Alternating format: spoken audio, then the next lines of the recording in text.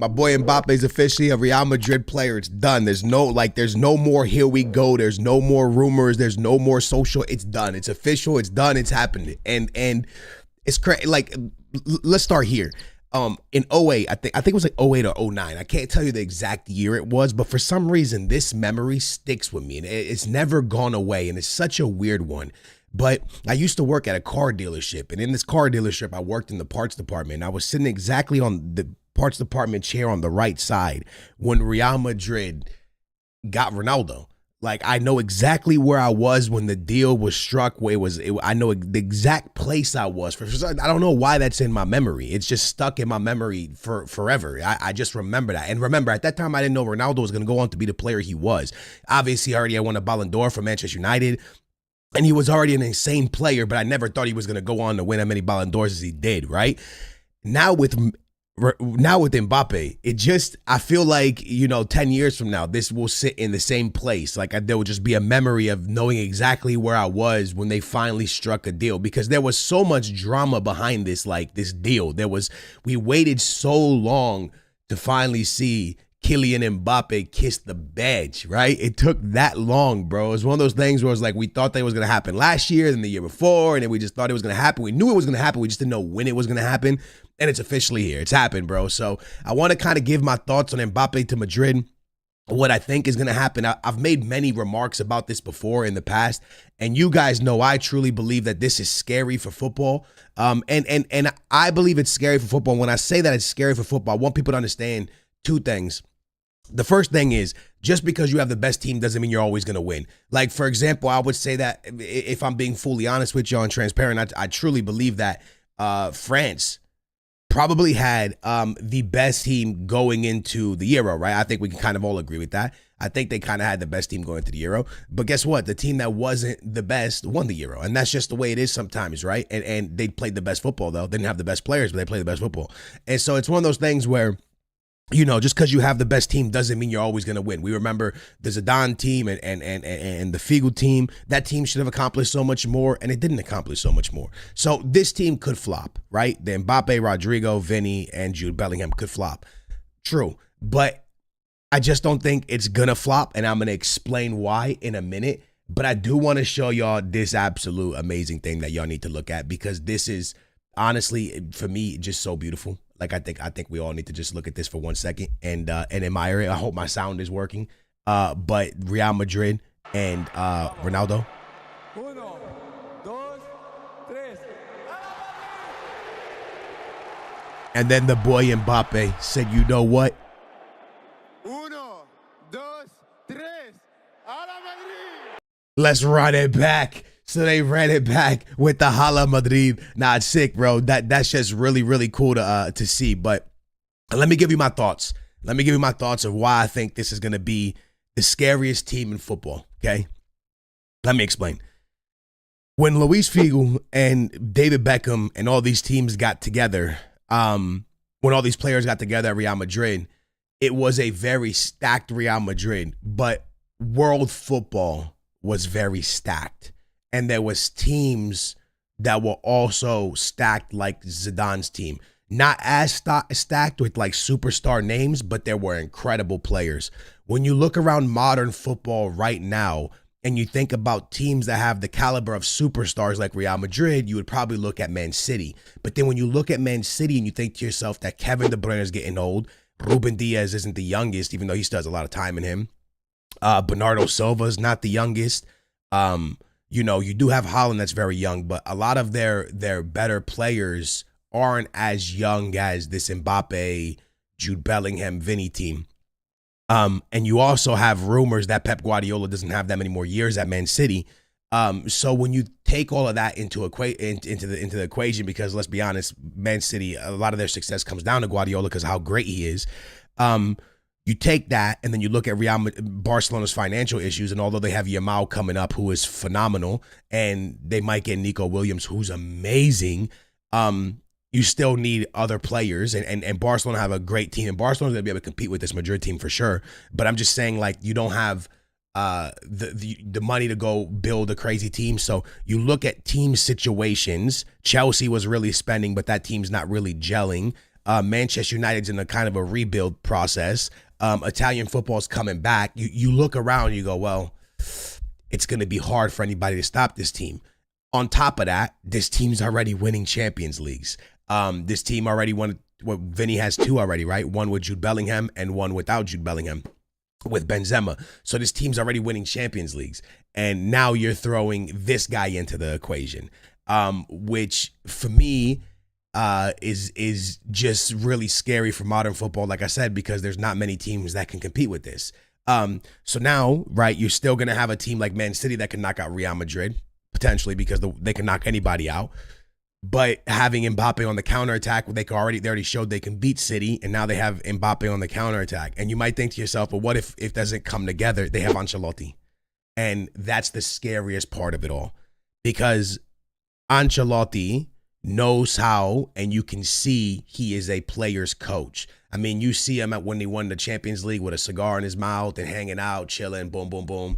And with the players love him. They all got the glasses on with him. They like Ancelotti, and Ancelotti's the type of guy that is going to find the best way to make Mbappe comfortable at Real Madrid. And, you know, if he has to move him a position, he'll move him a position. If Vinny has to move for Mbappe, it's going to work. It's 100% because these players do that. Vinny moved this position this year, and there was no complaint to help Jude. So it's one of those things where it's like, you know, Rodrigo's not going to complain. That guy goes left. That guy goes right. He don't care. He's going to figure it out. He's going to play football. So it's special because they have Ancelotti, man. You pull this one up right here, and it says Kylian Mbappe. Vinicius Jr. is a unique player. I'm very happy to play with him, but also Rodrigo and all the others. I won't have a problem playing with him. I had a perfect season. It's me who has to adapt them. It's me who has to adapt to them to win. Listen, this is what I'm trying to explain to people. Mbappe is coming here with the mindset that it's their team, and that's important. And that's why it's amazing that for me, the best thing that happened at Real Madrid was them not getting him last year. Or the year before, because Vinny, Rodrigo, and Jude Bellingham going and winning a Champions League shows Mbappe like, hey, bro, like, we've done this. You want to join us? You want to play for us? You're joining our team. And I think that showed Mbappe like, hey, man, I was at PSG. I couldn't win a Champions League. These boys here won a Champions League. I'm joining them. This is them. This is their thing. They got this already. This is Vinny's team. Now, Mbappe will most likely become the star of this team very quickly because of how talented he is. But right now, stepping into this locker room, he understands that his role is to adapt to these players. His role is to make them better and work for them because they work already. They don't need Mbappe. They won La Liga and the Champions League. Mbappe needs Madrid right now. That's how it is. The truth is, Vinny or Jude Bellingham potentially could win a Ballon d'Or if Rodri doesn't get it, or Carvajal, what a guy.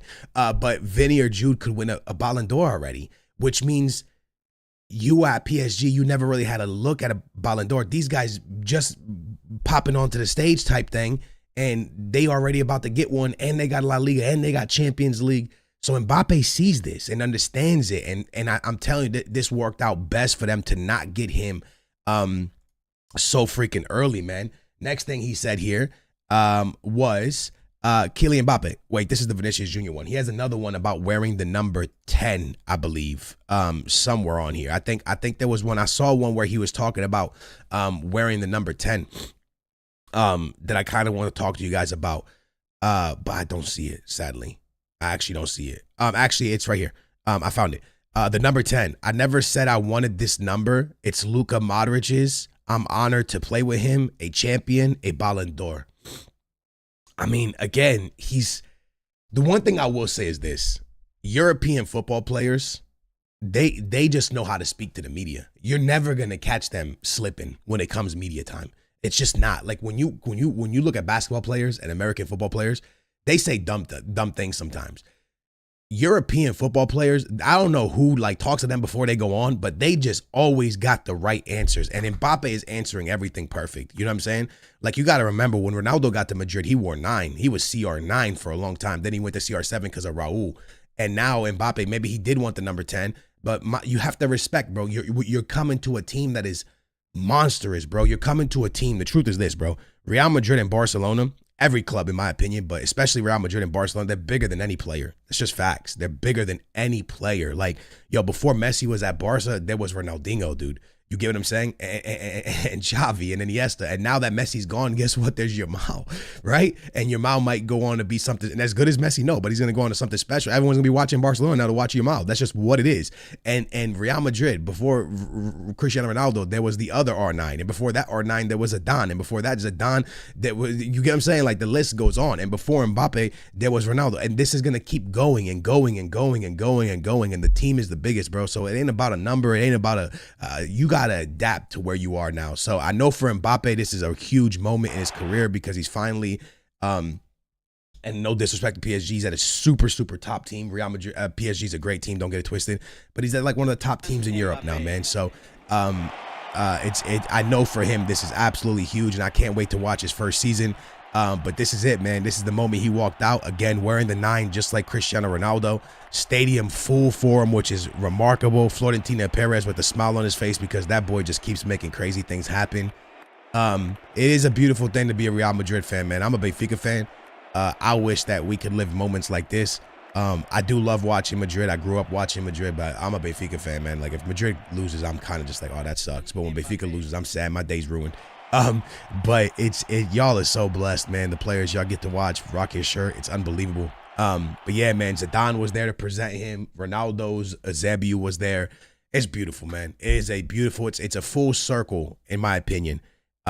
This is like, you know, Ronaldo pretty much just played his last Euro. Messi just won his last Copa America. And like his presentation in Madrid was years ago, and it's like full circle now. It's almost like a chapter closing and a brand new book opening up. And we're here for it, man. The Mbappe story is going to be a beautiful story. We'll see how it all happens in football. But I think he's going to have a great season. I think his first season, he might win a Ballon d'Or. I'm going to go ahead and put that out there right now. I think Mbappe wins a Ballon d'Or in his first season. Thank y'all for watching. I love y'all. I'll catch you in the next one. Peace.